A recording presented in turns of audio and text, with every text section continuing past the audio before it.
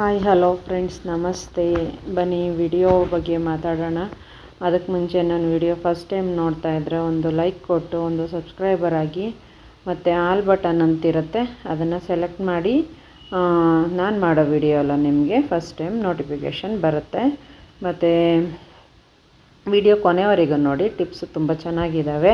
ಅಡುಗೆ ಮನೆಗೆ ಬೇಕಾಗಿರೋವಂಥ ಟಿಪ್ಸ್ಗಳು ನೀವು ಯೂಸ್ಫುಲ್ ಆಗಿದೆ. ಕೊನೆಯವರೆಗೂ ವಿಡಿಯೋ ನೋಡಿ ಸಪೋರ್ಟ್ ಮಾಡಿ. ಲೈಕ್ ಕೊಡೋದು, ಸಬ್ಸ್ಕ್ರೈಬರ್ ಆಗೋದು ಮರಿಬೇಡಿ. ಮತ್ತು ವಿಡಿಯೋ ಕೊನೆಯವರೆಗೂ ನೋಡಿ ಸಪೋರ್ಟ್ ಮಾಡಿ, ಯಾವುದೇ ಕಾರಣಕ್ಕೂ ಮಿಸ್ ಮಾಡಬೇಡಿ. ನಾನು ಇವತ್ತು ಕೊಡ್ತಾ ಇರೋವಂಥದ್ದು ನಿಮಗೆ ಟಿಪ್ಸ್ ಏನಂದರೆ,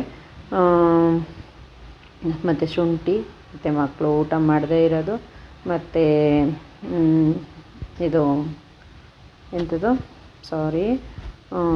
ಬಟರ್ ಫ್ರೂಟ್ಸ್, ಇದ್ರ ಬಗ್ಗೆ ನಾನು ನಿಮಗೆ ಟಿಪ್ಸ್ ಕೊಡ್ತಾ ಹೋಗ್ತೀನಿ.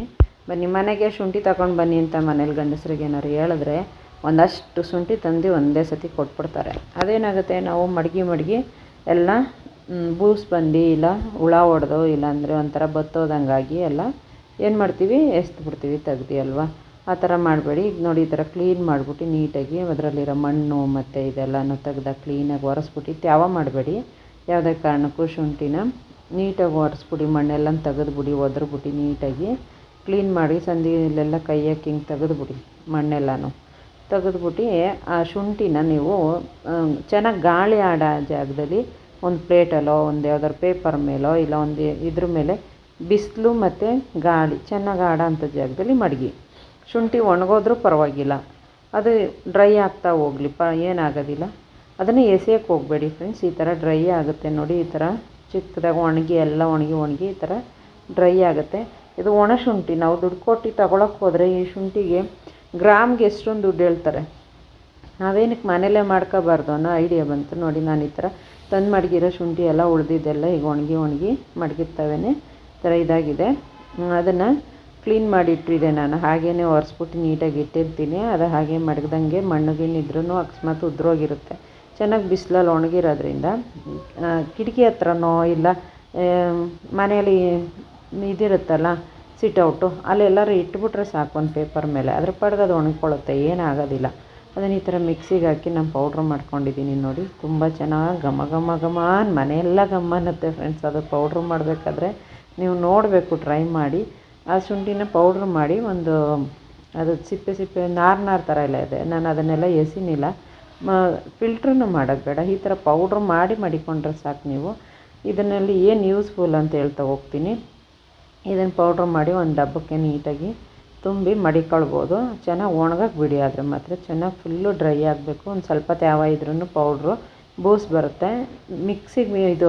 ಫ್ರಿಜ್ಜಿಗೆ ಮಾತ್ರ ಇಡಕ್ಕೆ ಹೋಗಬೇಡಿ ಶುಂಠಿ ಕೆಮಿಕಲ್ ರಿಯಾಕ್ಷನ್ ಆಗಿ ಪಾಯ್ಸನ್ ಆಗುತ್ತೆ. ಶುಂಠಿನ ಯಾವುದೇ ಕಾರಣಕ್ಕೂ ಫ್ರಿಜ್ಜಲ್ಲಿ ಇಡಬೇಡಿ. ಈ ಥರ ಡ್ರೈ ಮಾಡಿದ್ರೂ ಪರವಾಗಿಲ್ಲ. ಇದು ನಾವು ಅಡುಗೆಗೂ ಯೂಸ್ ಮಾಡ್ಬೋದು. ಏನಾರು ಎಮರ್ಜೆನ್ಸಿ ಶುಂಠಿ ಇಲ್ಲ ಮನೆಯಲ್ಲಿ ಅಂದರೆ ಈ ಪೌಡ್ರನ್ನೇ ನಾವು ಹಾಕೊಬೋದು, ಏನಾಗೋದಿಲ್ಲ.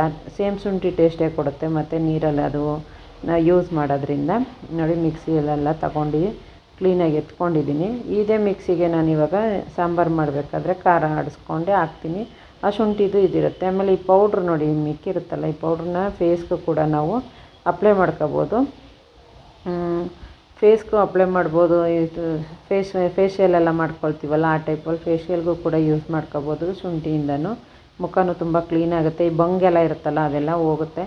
ಮತ್ತು ಇದನ್ನು ಮಕ್ಕಳಿಗೆ ಕೆಮ್ಮು ಮತ್ತು ಕಫ, ದೊಡ್ಡವ್ರಿಗೂ ಅಷ್ಟೇ, ವಯಸ್ಸಾದವ್ರಿಗೆ ಯಾರಿಗೇ ಆಗಲಿ ಕೆಮ್ಮು ಕಫ ಮತ್ತು ತಲೆಬಾಧೆ ಈ ಥರ ಎಲ್ಲ ಇರುತ್ತಲ್ಲ, ಅವಾಗ ಕಷಾಯ ಕೂಡ ಮಾಡಿ ಕೊಡ್ಬೋದು. ನಾನು ಕಷಾಯ ನೆಕ್ಸ್ಟ್ ವಿಡಿಯೋದಲ್ಲಿ ಮಾಡಾಕ್ತೀನಿ ಇದೇ ಪೌಡ್ರಿಂದ.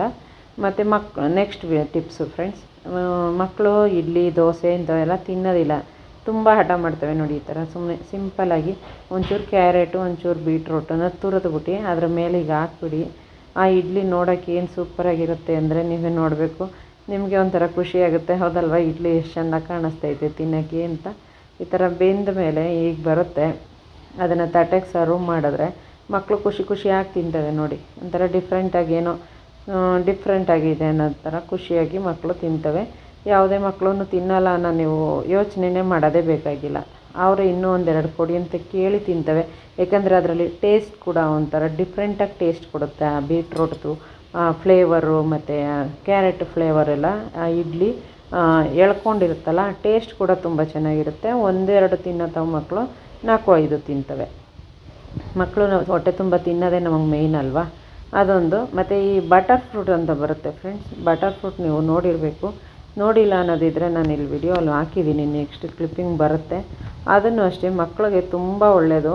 ಅದು ಒಂಥರ ಏನು ಒಗರು ಸ್ಮೆಲ್ ಬರ್ತಾಯಿರುತ್ತೆ, ಅದರಿಂದ ತಿನ್ನೋದೇ ಎಷ್ಟೋ ಜನ ಎಸ್ದುಬಿಡ್ತಾರೆ. ನಾನು ಒಂದು ಸತಿ ಅದು ಆಗಿದೆ ಅನುಭವ. ಅದಕ್ಕೆ ಇಲ್ಲ ಫ್ರೆಂಡ್ಸ್, ಅದೊಂದು ಸ್ವಲ್ಪ ಹಣ್ಣಾಗೋದವರೆಗೂ ಮಡಗಿ, ಅದು ಹಣ್ಣು ಚೆನ್ನಾಗಿ ಆಗಿರೋದನ್ನ ನೀಟಾಗಿ ಅದನ್ನು ತೆಗ್ದು ಒರೆಸಿ ಕ್ಲೀನ್ ಮಾಡಿಬಿಟ್ಟು ಬಟರ್ ಫ್ರೂಟ್ನ ಮಧ್ಯೆ ಕಟ್ ಮಾಡಿದ್ರೆ ಅದರೊಳಗಡೆ ಒಂದು ದಪ್ಪದು ವಾಟೆ ಬರುತ್ತೆ.